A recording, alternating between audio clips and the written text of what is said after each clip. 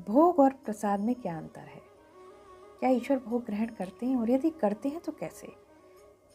क्या आप भी उनमें से एक हैं जिसके दिमाग में ये प्रश्न कभी आया है या अभी भी है? Hello everyone, welcome to expressions hub.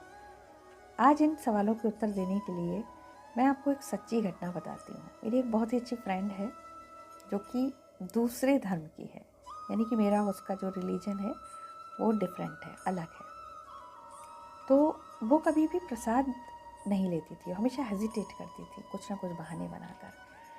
तो एक बार उसने कहा मुझसे कि जो चीज़ें मैं भी खाती हूँ तुम भी खाती हो, यानी साधारण सा कोई भोजन जो बनता है या कोई मिठाई या कोई फ्रूट, तुम लोग उसको भगवान के सामने रखते हो पूजा में और फिर कहते हो कि ये प्रसाद है। तो ये प्रसाद कैसे बन जाता है, हाउ?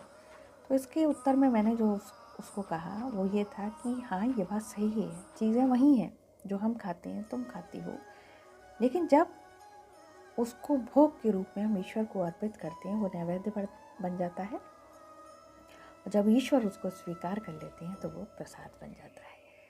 तो ये है अंतर भोग और प्रसाद में। अब उसका प्रश्न था कि जो भोग है तुमको कैसे पता कि वो ईश्वर ने स्वीकार कर लिया और अब वो प्रसाद बन गया?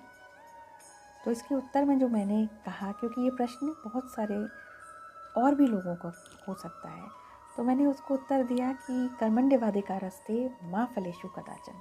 ये जो श्लोक है ना, ये देखो इस भगवत गीता में यहाँ लिखा हुआ है, ये हमारा धार्मिक ग्रंथ है, ये ग्रंथ यही है, ये शब्द यही है श्लोक के, लेकिन ये श्लोक यहाँ तक पहुँच चुका है और मुझे कंठस्थ है। मेरे जैसे हज़ारों लाखों लोगों को इस भगवत गीता के न जाने कितने श्लोक जो हैं वो कंठस्थ होंगे, यानी कि बुक वहीं रहती है, शब्द वहीं रहते हैं।